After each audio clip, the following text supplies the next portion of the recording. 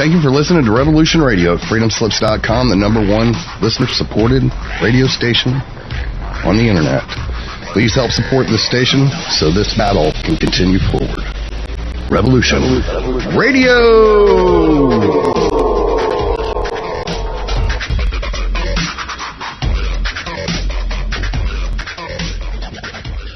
The opinions expressed on this radio station, its programs, and its website by the hosts, guests, and call-in listeners or chatters are solely the opinions of the original source who expressed them. They do not necessarily represent the opinions of Revolution Radio and FreedomSlips.com, its staff, or affiliates.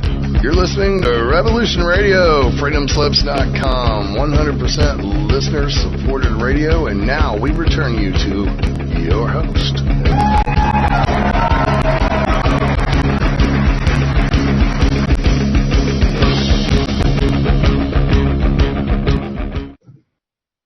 Thank you, Nighthawk, and you're back.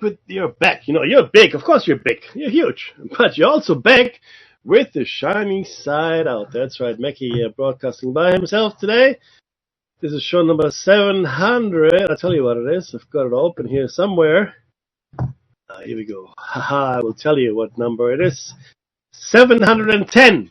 10 and 700. 710. I would like to thank everybody who has been coming to listen to our shows, watch our shows, I guess, as well. Both Plato's Cave and Shiny Side Out, and everybody who's been watching our shorts. Thank you so much. That is really helping a lot. It really, really is. So can't thank you all enough. I think that's really awesome. And we've had some really huge response over the last few weeks, really. Certainly over the last few days. We had which is for us pretty big. We had 13,000 views over the last 2 days. For us, that's massive, and we're hoping that we can grow that. Of course, we'd like to make that something we can actually live off, so we can bring you more content and actually go and do some documentaries around Australia, the Pacific, Asia as well. Visit sites that are really strange, bring you some hopefully some cool content one day.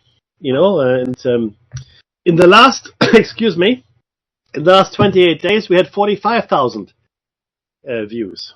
So if you think about that for a second, we had 13,000 in the last 2 days. And over the last 28 days, we had 45,000. So I'm hoping that we can keep that level of engagement up. And also, I'd like to welcome all new subscribers. Thank you so much for subscribing. It really does help. It's all free. It doesn't cost you anything, right? So just like, comment, share, subscribe. Even if you hate it, it's okay too.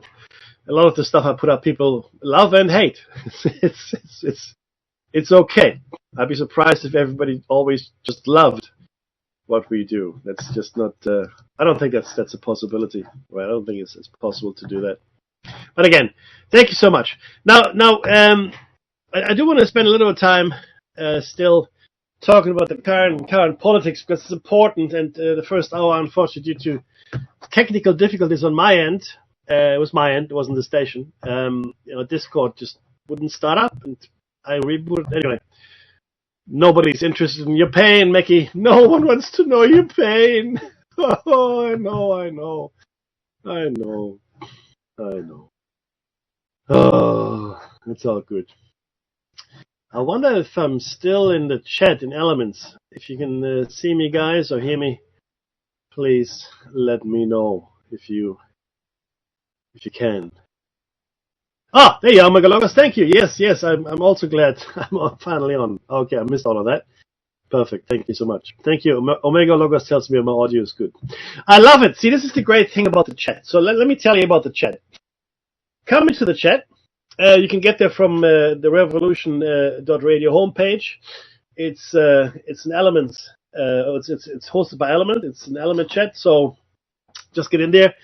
And it's the Freedom Slips Matrix. Revolution Radio chat is called. Should be easy to find. Get in there. I can see what you're saying. Hey, Flatty. Flatty just said, hey, Mackie. Thank you so much. And why don't you just go in there and have a chat? And I will. Normally when Dave and I are together, we can keep an eye on the chat, not a problem. By myself, it's a little bit harder, especially if I've got prepared content. But if I'm just talking off the cuff, I can always have my left eye checking on the chat. Oh, that's wonderful. Fleddy popped wide awake at 3 a.m. in Yankland, and as if by magic. Of course, it's magic. The good kind, not the bad kind that brings back the dead. Nobody wakes up at 3 a.m. without a reason. That's right, Fleddy. Nobody wakes up without a reason. So come into the chat. Look, the station is a community. It's fun, and you will. I don't think you'll be able to find more diverse people, and content and opinions. So don't expect.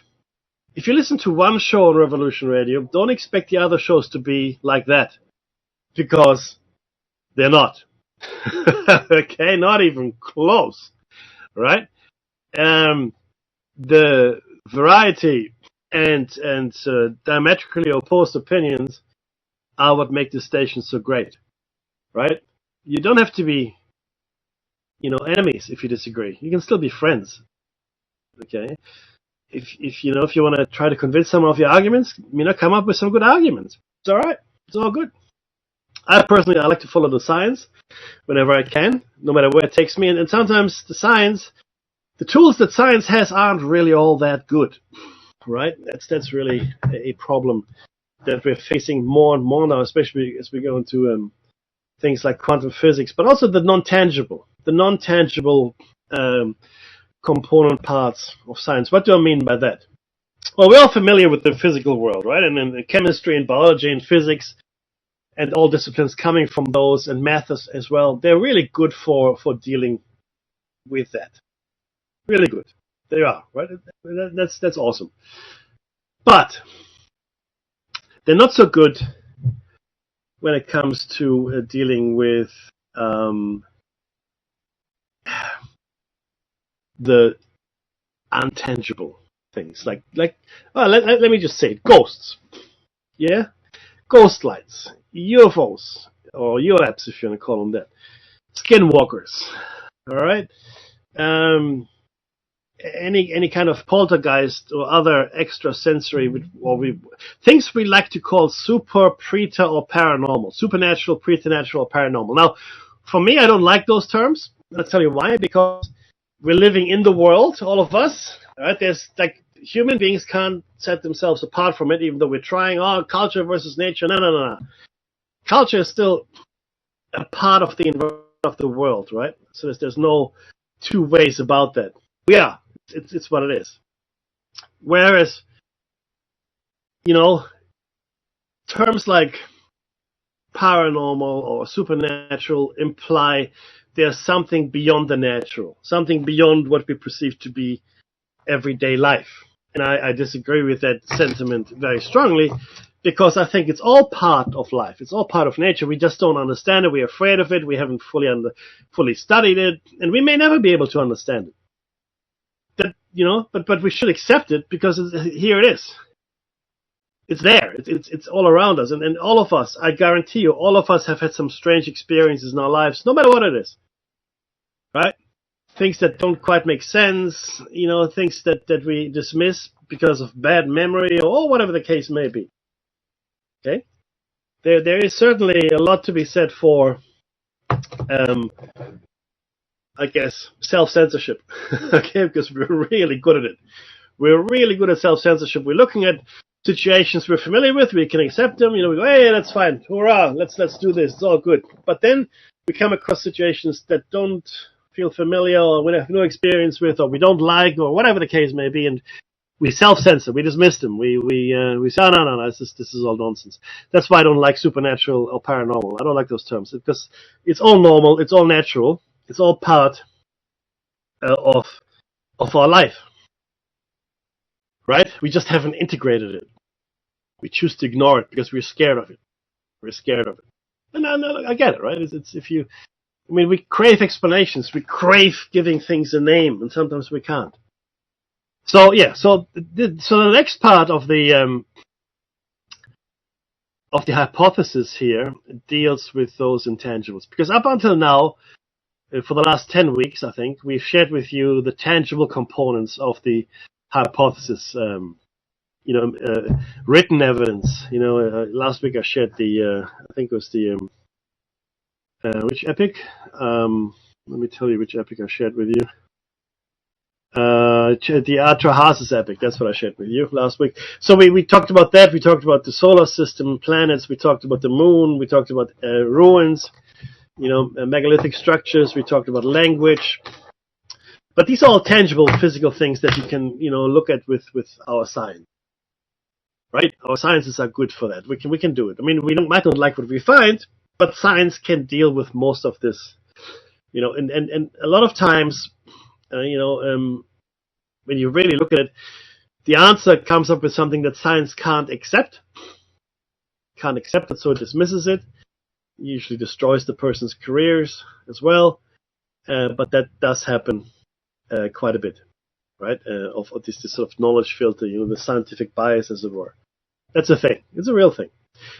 But it was all physical stuff and written stuff, but now we're starting to get into the realm. And it's quite interesting because we're exactly at the midpoint of the show notes, right? Which is pretty cool. The last thing I talked to you about was gold and such, and Shangri-La and molten glass layers in the desert and things like that. Right? We did talk about a whole bunch of that stuff. So now, pretty much in the middle of the page 45 of 102, thereabouts. We are now in the non-tangible territory. The non-tangible territory. Okay? And just to share a little bit of the text with you. Our discussion of non-physical phenomena shows a mountain of evidence supporting the notion that we are not merely flesh robots or biological automatons. Okay, we discussed ghosts with you. The concept of ghosts is present in all cultures. Day of the Dead is celebrated in cultures around the world at around the same time by completely unconnected cultures. Why? Ancestor worship is huge as well, to the point of ritual cannibalism even. There are poltergeist phenomena, right? Some people say it's just telekinesis. Others say it's otherworldly entities. Others say it's a restless spirit. You never know. But there are masses and masses of cases.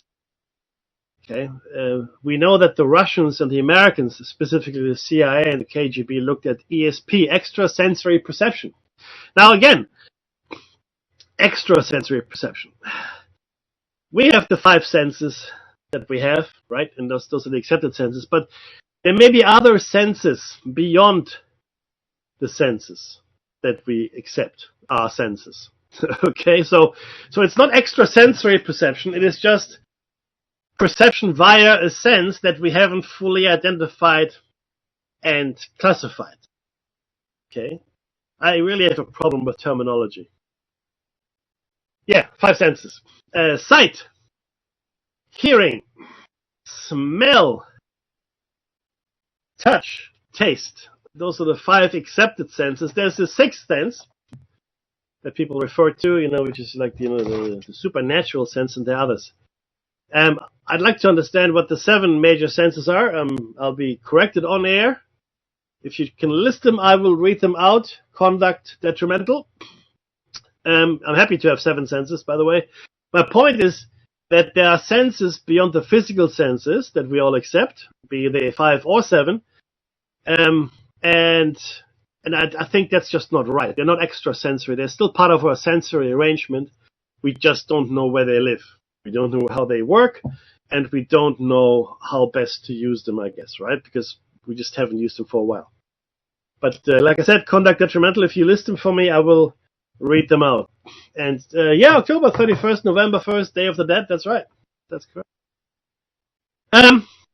Deja vu, right? It seems to imply nonlinearity and time fractures, potentially. And the whole multiverse question comes into this as well, which I find fascinating ever since Everett's interpretation, the many worlds interpretation of quantum physics that he put forward. These many years ago. Yes, conduct detrimental. Telekinesis. Yes. Now that my point is, I agree with you, Okay, so sorry. Contact detrimental just listed telekinesis as a sense. My point is, and I think we're in agreement here, is that we, or the vast majority of people, accept 5 senses as our senses. They call everything else extrasensory. I disagree completely.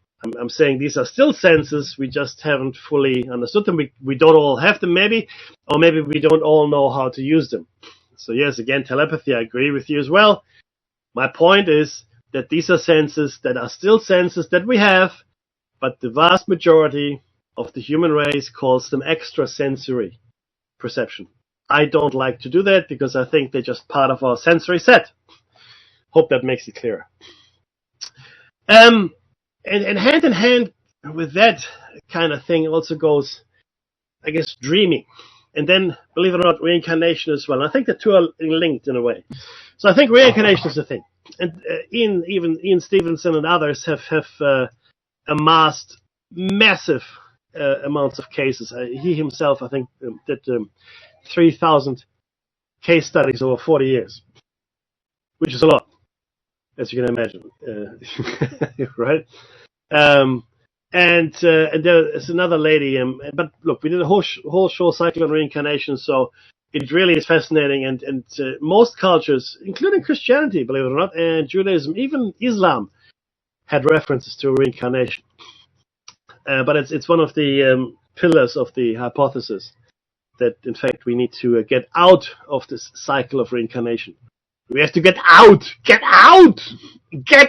if you want to live.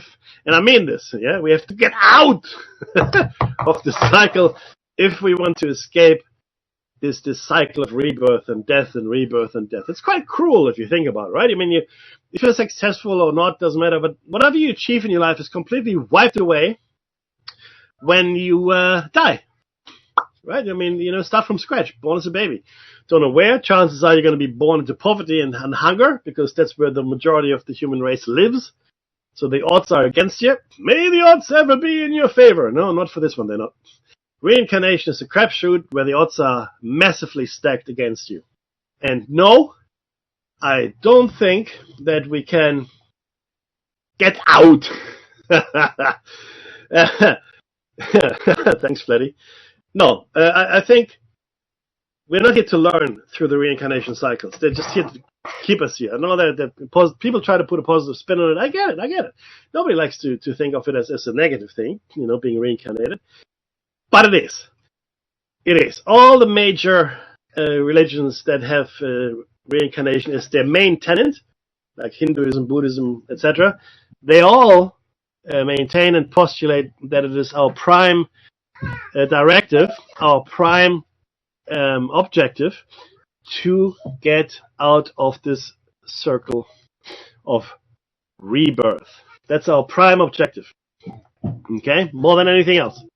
And funnily enough, I think when we dream, we have sufficient escape velocity, funny, I guess, way to think about it, to explore other lives, to explore the rest of the multiverse beyond our, I guess, sensible multiverse. So I think there's the multiverse in which we live, which is, again, of course, infinite, but it makes sense. And then there's the rest of the multiverse, most of which probably doesn't make sense to us. Okay? And what I mean is, when you dream, everything makes sense. When you dream, you dream, and while you're dreaming, it's coherent, it's self-consistent, and you don't question it really, right? Everything within the dream has an eternal logic, if you will. And you wake up, and if you should be lucky enough to remember your dream, all of a sudden you go, hang on, that doesn't really make any sense. That doesn't make any sense at all. Okay, what's going on here? And of course, what happens is that you have come into this frame of reference again, and the wider understanding or the wider mind that you had when you were dreaming has now been closed off again and sort of shut down into your narrow perception range that lets you function on this plane of existence. Okay? Right. So, fascinating stuff. And I do recommend for you guys to listen to the cycle on reincarnation that we had. And there's also a center, by the way, you can contact in the States that can help you if maybe have a child that remembers. And usually it's up to the age of 4 or 5 that children remember fairly clearly. Very few, but still thousands. Very few, and if you look at the populations of the world. And the funny thing is this. These memories of past lives don't just come from cultures that believe in reincarnation at all. The percentage of children that remember past lives is pretty much the same, no matter what cultural background you're from. Okay, so this is not some kind of preconceived cultural objective or mandate that the child might be exposed to at all. And again, let's talk a bit more about dreaming. Like I said, now, did you know that you will die if you don't have enough REM sleep? This is when you dream, dream. So if you don't dream, in my opinion, dreams are, like I said, where you actually get to explore the real world, as it were, in my opinion. You escape this prison we're in. And I liken our life here as to life of a prisoner. Now, what's your prison, you ask? Your body is your prison. You're born into this body which you walk around in this world, but that is your prison. It imprisons you. Because think about it, who are you? I mean, really, just think about this for a second. Who are you? Right? And then let's take this a bit further. If I chop your legs off, are you still you? Well, yes, without the legs. If I chop your arms off, are you still you? Yes. If I replace your vital body parts with machines, are you still you? Yes. Until you get to the brain or the head, as it were, or maybe other organs potentially before that. I don't know. There might be some connections there. But at what point do you stop becoming you? How much of you can be whittled down before it is no longer you? In this present incarnation here, in this physical thing, right? And it's the mind that makes you. I mean, think about this for a second. Let's say, okay, you've got a body and a physical, identity, etc. And let's say we could transplant it into another body, right? You're the totality of what makes you you. All the experiences, your memories, your feelings, your thoughts, all of you, but is now residing in another body.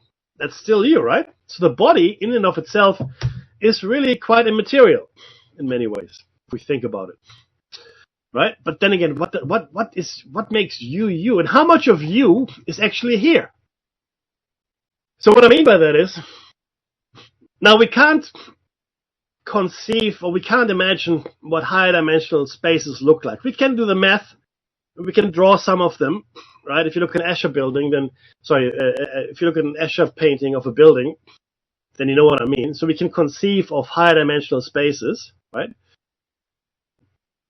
But it's difficult. It's difficult. But imagine that just as the shadow of our body is to our body, so is our body dimensional self. So we've got a shadow here, like two-dimensional shadow that is, cast whenever you've got a light source. There's your shadow, but it's obviously it's made by your body, so it reflects your body in some way or form, depending on the light source. I mean, could be lengthened, could be shortened, but there's your shadow, but it's always cast by you, right? Now, what if all of us, like we in our physical incarnation as well, we are also a shadow, but cast into a four-dimensional space, right? And the truth is, the shadow that we cast is really cast into a three-dimensional space, 2 dimensions of space and 1 dimension of time. And then, of course, we're cast as a 3-dimensional shadow into 3 dimensions of space and 1 dimension of time, or duration, if you will, right? So just imagine that. And maybe that pinpointed existence is a fallacy. Maybe this idea of duration or time is complete nonsense, right? Maybe we could access the entirety of our experiences from beginning to end, and maybe we're infinite beings, right? That have no end or beginning, that we just are, right? But right now here in the present world, we are pinpointed to a length of existence, or various lengths if you are in fact believing or so much. I don't believe in reincarnation. I'm convinced it exists after all the evidence I've seen. Anyway, so again, REM sleep, not enough REM sleep, you will die. You will die. Okay. Now, we talked about the parasites, the creatures that, I guess, keep us imprisoned, for want of a better word. And I think that several classes of those, but I think the largest class is simply people like us that figured out how to escape the cycle of reincarnation. Okay, there are several ways to do that, I guess. One is you just achieve personal immortality, right? Let's say, and again, we are racing toward that goal at the moment with science and tech. We spoke about this. So you've got personal immortality. Good for you. So you're escaping the cycle of reincarnation that way. Or they found a way to transplant consciousness from one death to the next life, but with the memories intact, right? None of us, or very few of us, have memories of past lives, but those ones, the parasites I'm thinking about, have a completely intact memories of all of their lives. Same with the people that have achieved personal immortality. Now, whichever one of these it is, or maybe there's a third or fourth one, I don't know. But they have rigged the game in their favor. And they're controlling us in many ways, and have been for a long time, right? More or less successfully here and there, but and again, one of the pillars is the reason we started all of this. Why did all of the civilizations that I believe existed before us, Atlantis, Lemuria, whatever, doesn't matter what you call them, look, we don't even remember the names, not really, right? But certainly if you go back to the Younger Dryas, there's ample evidence that a high-level civilization existed prior to the end of the Younger Dryas, an Ice Age civilization, right, that existed during the Ice Age around the equatorial zones, which were, first of all, there was a lot more land there, and secondly, the climate would have been perfect for any civilization to arise, and it was a lot easier to get around because the sea levels were 100 meters lower, so it would have been a lot easier for people to get around at that time. And then I believe that civilizations have been, with us for, every 20,000, every 30,000 years or so, right? So meaning there were at least 10 or 20 civilizations before this one. Maybe many more. Maybe many more than I can imagine. Okay? But I always wondered, well, why did they come to an end? They all came to an end. Why? Why? So I started thinking about this, and I applied the Fibonacci sequence to the population number set, and the next Fibonacci number was going to hit us in 2020, which was 7.776 billion. That was the next Fibonacci number sequence where something major was meant to happen. And I did this calculation 2015, 2014, something like that. I timestamped it, so I'm not just making it up after the fact. So I thought, well, something's going to happen that will massively reduce the number of people, because I also started to think about critical mass. Familiar with critical mass. If you've got enough of a substance like, for example, I don't know, plutonium, uranium, whatever, you got enough of it in one place, it'll start a chain reaction because critical mass is reached. But you can apply critical mass to any kind of system, really, and describe many different states that critical mass then unleashes, if you will. So I thought then, okay, well, if we look at the Fibonacci sequence, which is everywhere in the universe, and then we also have critical mass as a thing in our universe, in our reality here, right? What if you bring the two together? So what if something happened at that critical mass of 7.776 billion and then some, right? And what would happen? And I thought, well, maybe this is what people talk about when they talk about the rapture, the awareness cascade, the consciousness uplift, whatever you want to call it. So I said, okay, something is going to happen in 2020. It's going to kill a lot of people, and it will stop this awareness cascade in its tracks. Because if you raise the consciousness and the vibration of the planet, of course, that's no good for the for the parasites. They want us here, right? And they want us here. And this was my epiphany. We'll come to it at some other point. Otherwise, I'll just rabble on for the next 5 hours here. But essentially, so I said it'll be biological in nature because it's the cheapest. It's cheapest. You don't want nuclear. You don't want the chemical. That's no good. But biological. At the same time, and now that Dave and I knew this, the Aboriginal elders, the First Nations people here of Australia, they were going up to Uluru in 2019, 2020, like on the cusp there, 2020 in fact, to pray for or to influence the vibration of the earth in a way, to raise it, because it was the right time, and I had no idea. Fell in line exactly with what I thought 2020 would bring. And then 2019 had the worst bushfire ever in Australia. The worst bushfire in Australia.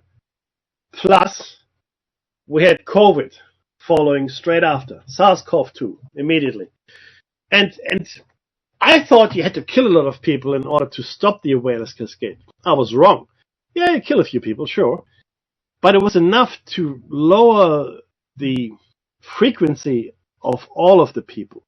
Because if you remember, cast your mind back to 2019 and then, the first half of 2020 and then, through to 2021, people were terrified.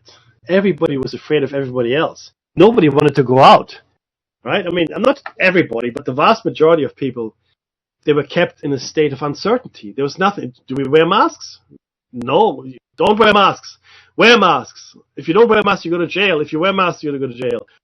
No, don't do this, don't do that. Oh, you can only go 10 kilometers from your house. Or you can only go 5 kilometers. Or you can only do this. Or you can only do that. And these are the vaccines. This will work this way. And there's more vaccines over here.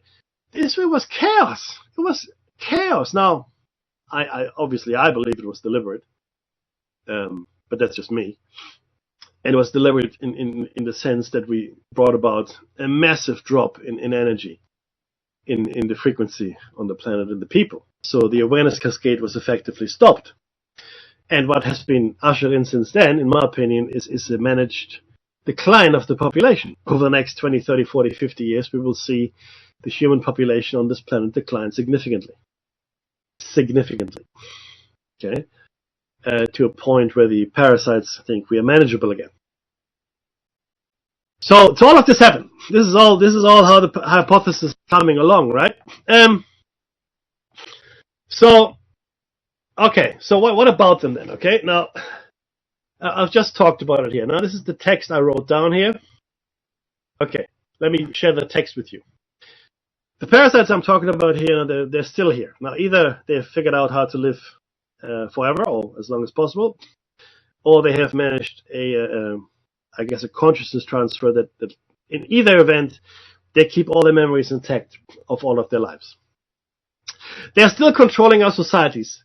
These are not dynasties, although they do exist, right? They are bloodlines. These are the same individuals that have been around for a long, long, long, long time. And I know this is hard to understand, but look at the mayfly. The mayfly lives its life in a day. If it looks at us, where we have, thousands of days and, even tens of thousands of days at our disposal, it would be completely inconceivable of a mayfly to have a lifespan like that. Okay, and we're now moving into a scientific era where these lifespans are no longer as fantastical as they once were. But the problem is this, we are as relevant as ants to them individually, though as a race, we are livestock. Think about all the religions. Well, most religions, at least the Abrahamic ones, we are a flock of sheep. We are a flock. We exist for the benefit of the shepherd, okay, which is the parasites. And right now, and again, I wrote this before SARS-CoV-2, we are approaching a critical point. Now, we've long passed this critical point, and Dave and I, we called this the awareness cascade. We believe that once we reach a certain critical number, most, if not all of us, will ascend, escape this prison. And then you can argue that not all human beings have souls, and there are some entities here that don't have souls, they would not ascend, etc., etc. Now, we as a race are reaching critical mass, or were up until 2020. And it really seems to be purely a numbers game. Hence the repeated cycles of extinction and our collective inability at large to remember any of our past high points. These mass killings are necessary to keep us here, confined to a limited and dulled existence far below our true potential. And the number here that I have is 7,778,742,049. That's starting with a 0 and 1. Then I started with the golden ratio, which was 1.61, and the number there also reached in 2020 was 7,778,578,647.17, because of course the golden ratio is a fraction. But why is it that way? We are in fact prisoners inside our own skull. Our prisons are mobile, and most of us have no inkling that we are in fact in a prison. Our bodies are the prison. They provide the physical limitations of this experiential reality. During our time, at night, during our dream time, when we sleep, especially REM, we escape this reality and wander through the actual world, the multiverse that doesn't make sense to us while we're awake. Many cultures believe that we dream alive and live in the dream. We can liken dreaming to a prisoner's day release or a walk in the yard. Now, believe it or not, this is the final secret of the Freemasons. Something that they may have learned from the Cathars or the Templars or even all the mystery schools. I mean, this knowledge would have been passed from master to student for tens of thousands of years, I think. Once you make it to the 34th degree, you will learn that the great adversary is the one or group that built this prison. The great work of the ages is our attempt to escape or turn this prison into a fit place to live. Because we can do that too. The same kind of secret traditions also exist in the East, in Asia, and were handed down from master to pupil until the present day, when permission was given to more widely disseminate this dangerous knowledge, and this is how I came to learn about it. Let's go a step further. What if this prison, or this universe, were an illusion? What if time and space were illusions? There is no time or space. And look at quantum entanglement here. Entanglement seems to indicate that distance is an illusion, as time is motion through a given space. That too must be an illusion, as there is no space. Could that be true? Now, again, entanglement, one particle experiences a change at the same time. Instantaneously, the entangled particle experiences the same change. So, now, how is that possible? This is instantaneous, no matter how far the distance. Instantaneous communication, if you will, or instantaneous transmission of something. Instantaneous. How is that possible? Now, if it is possible, then that means, because time is motion through space, that if you haven't traversed any space, because space doesn't seem to exist in this particular instance, then also no time. Time doesn't exist, because time is only relevant as motion through space. Okay? A lot of evidence seems to be pointing to this. The holographic universe as well, but that will be, I'll discuss it a bit later. No matter what the nature of the prison is, though, the elite, or the parasites also I like to call them, that is controlling us is aware of this, and they are prisoners just like we are, except that they have broken the cycle of reincarnation and past life amnesia. They remember everything. They have broken the cycle of reincarnation and past life amnesia. They know what is going on and are choosing to remain here. Maybe they've become institutionalized. Maybe they're afraid to relinquish their positions of power and privilege. Now, this is where I'm going to use a pop culture reference here. Think of the guy in The Matrix who chose to go back to the Matrix in exchange for fame and wealth, even though he knew he was going back to the Matrix. He was sitting there with Agent Smith, I think, in the restaurant eating a steak, saying, I know the steak isn't real, but it's tasty. Right? And how many of us would choose the easy way? There's a similar scene in They Live, the movie They Live, one of my favorite movies. I mean, I love that movie, where one of the homeless people chooses to, sell out or collaborate with the aliens, right? So the two protagonists that find the underground lair, if you will, of the aliens run into him, and he thinks initially that they had also sold out, right? And but they didn't, so they start shooting up the place. Then he uses his watch to escape. But my point here is, a lot of people, I think, would choose to remain in the illusion if they had all the creature comforts that they wanted. Yeah, that's him. Thank you, Flatty. Flatty, see, if you were in the chat room, you could see it. In the chat room, Flatty just posted a still from the Matrix where the would-be traitor is beholding the piece of steak on his fork. He's actually an Aussie actor. And most of the Matrix was shot, the original one was shot in Sydney. If you didn't know that, the Matrix movie was, I can, if you ever come to Sydney, I'll show you around, I'll show you where it was shot, the train stations, etc. It's pretty cool. We still have them. Anyway, so he chose to go back, right? So people choose to sell out. People should probably, maybe that's the temptation that is being spoken of, right? It's like, think about this. I'm not a religious guy, but think about Jesus in the desert and he's tempted by the devil. I give you all these things, all these material goods. You can have all of this. This is all yours. Just renounce your father. Da, da, da. Now look behind that. Look behind for deeper meaning. All the creature comforts in this illusion are yours if you just renounce the truth. And the truth is, we have to get out of here. That's the truth. And that's the truth I think that Jesus was preaching too. Of course, not it's completely lost. And all the Christians that were teaching a similar I guess theology like the Cathars or the Bogomils have all been killed by the Catholic Church. They've all been either burned to death or entire cities were destroyed. Okay, Flippy killed Ref Radio. Yeah, I think the elites did all the let's call them parasites, shall we?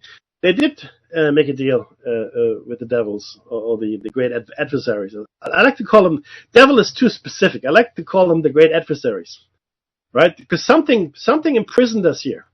And it isn't the parasites. They happen to be the guy that chooses the steak over, stopping reincarnation. But something, and we'll get to that, by the way. That was my epiphany. We'll get to the epiphany in a future show. And I'll tell you why we're here. Fascinating stuff, though.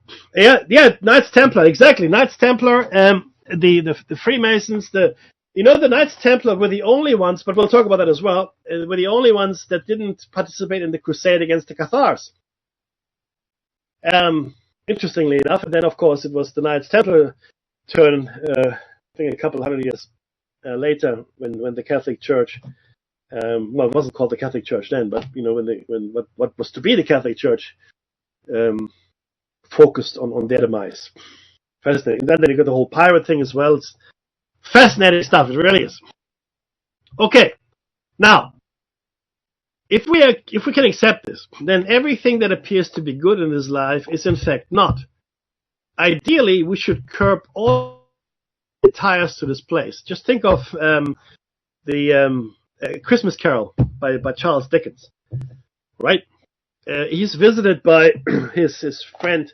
I think it's Morley. The night before before the other ghosts come. And his friend Morley is wrapped in chains, and Ebenezer Scrooge asks him, "What are these chains?" Well, these are the chains I forged myself during my lifetime, right? And these chains are clearly what are binding him to this world, right? Material attachment, greed, pleasure, what's the word? Gluttony, etc., etc. All of these things, all the things that are, physically pleasurable, but also worry, stress.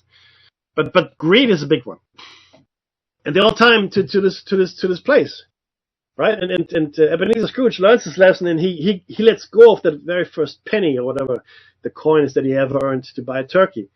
That was the domino that fell for him, which made his redemption possible. He let go of that anchor, because that coin was a massive anchor for Ebenezer Scrooge in the story, in my opinion. So food, wealth, physical pleasures, beauty, in short, anything that makes you feel good to be here physically is designed to tie you to this place. Most faiths, monks, ascetic practitioners, holy people, Buddhas, and so forth, do practice austerity and deprivation to achieve enlightenment. As did Jesus. That's what Jesus did. He preached poverty. It is easier for a camel to pass through the eye of a needle than for a rich man to enter the kingdom of heaven. You need to know.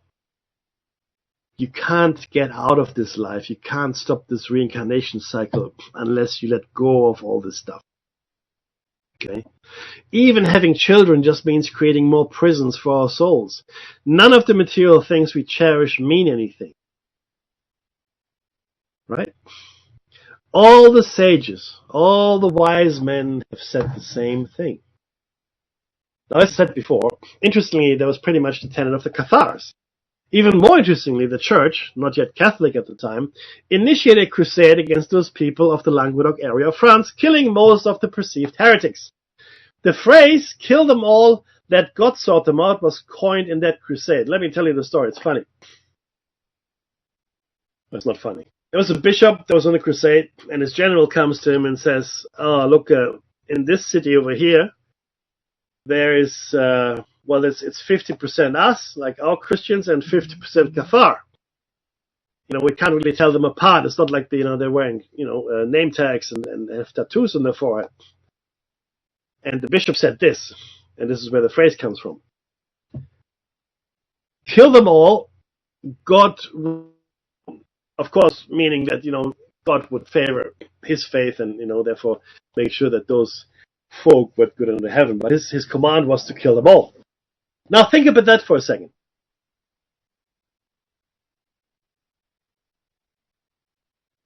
Church, head of the Cathars, was so great, they were willing to kill a city which was 50% Catholic. Well, not Catholic yet, but you know what I'm talking about. 50%. They were happy to kill tens of thousands of people just so they could kill all of the Cathars. Right? That's really, really powerful fear. Funnily enough, like I said, the Knights Templar did not participate in that slaughter. Okay, so I'm going to stop the text here now, and we're going to share it with you next week, and we're going to talk about the Cathars, because they're really interesting. So we're going to talk about the Cathars in detail, because it's important to understand it. And then we're going to go a little more into what this universe could be. I mean, is it a hologram? Is it? I don't know. Maybe. Right? Is our reality maybe digital? And we've got a whole chunk of text here that could make that point, argue in that favor, right? And finally, or not finally, but after that, there is an article that was written in 2019, and I'm going to see if I can find an updated version of it. But essentially, what it says here: quantum physics. Our study suggests objective reality doesn't exist. And that was published in Sciences Advances, Science Mag. So that's fascinating stuff, right? So we'll have a look at that in coming weeks. Quantum physics will play a big part. The hypothesis that in a simulation, the hypothesis that this could be a holographic universe. There's a lot of stuff coming, right? It doesn't really matter what kind of simulation it is, if it's holographic or not. It doesn't really matter. But it's possible that none of this is. It's real enough for us because we're here, obviously. Makes sense. But how real though is it? Right? How real is it? How tangible? And where do we go when we die? These are all questions we're going to try to find an answer to, and when we come back. So I've got a few more minutes. I think I'm probably 5 or 6 or so minutes. And it's funny how many distractions, how many red herrings are, right? I think it's fascinating just how many things are trying to derail our attention and sort of, steer us away from the things that we really should be worrying about, right? Look at all the stuff. Right? Look at all the stuff that's happening in the world. It's crazy. It's nuts. There are so many more important things other than worrying about, big screen TVs and fancy cars, right? Even on a more fundamental level, a lot of people are struggling just to make ends meet, and even more people are starving, right? In our day and age, there's enough food for everybody. This is not the problem. Problem is not the volume of stuff we have. It's the distribution. The distribution is not equitable. That's the issue, right? We have enough of everything. Really, even at our current population of approaching 8 billion, there's enough for everybody. But think about that for a second, right? About 2,500 billionaires. 2,500 billionaires. Between them, they could solve all our issues. Do you know that? They could solve all our problems, like literally, and not just stopgap measures, but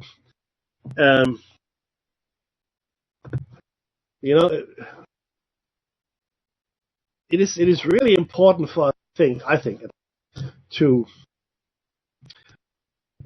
realize that the concentration of wealth, such as it is at the moment, in the hands of the very, very few, and it is the very, very few, is a real massive problem against in the world as we can't sustain it anymore, right? We have to find we have to find a better way to live together, because this will end in ruin. The way we're going, right, as a civilization, it doesn't matter if there's Project 25 or Agenda 21 or Managed Decline or the Great Reset. None of these things are at the end. None of these things will matter because of the way the world is going at large. We're going down a terribly dark corridor, and we can't seem to stop going down that corridor. No, like there's nothing I think that would make us want to stop even. I mean, a lot of people don't want to acknowledge that there's an issue. And I'm talking about climate change. I'm not talking about any specific one thing.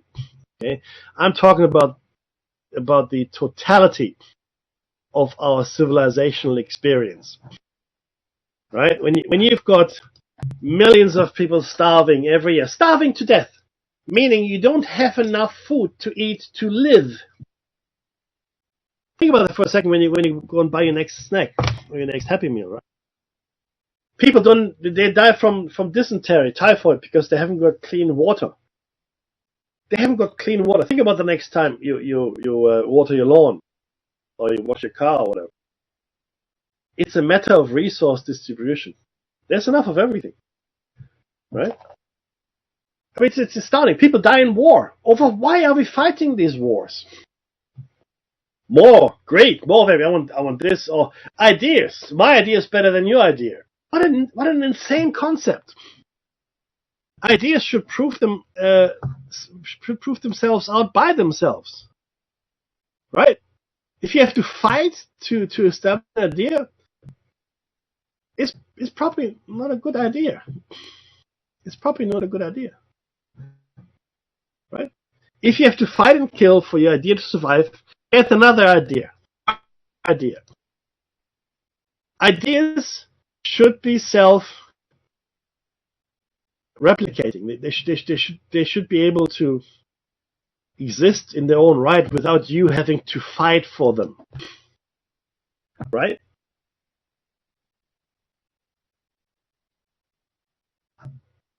Hello, I'm back. It seems my connection was cut. Someone clearly didn't want me to talk about what I was talking about. Like literally, my connection disappeared. I looked at my icon, my wireless signal was gone. Alright, hey, clearly what I was saying was too revolutionary, so make of that what you will. Hey, thank you so much for listening, thank you so much for watching. If you see us out in the wild, like, subscribe, share, comment, all good. Donate if you can. This is Mr. Fun Radio. Don't go anywhere. Something else is going to come up on the station. But in the meantime, be safe.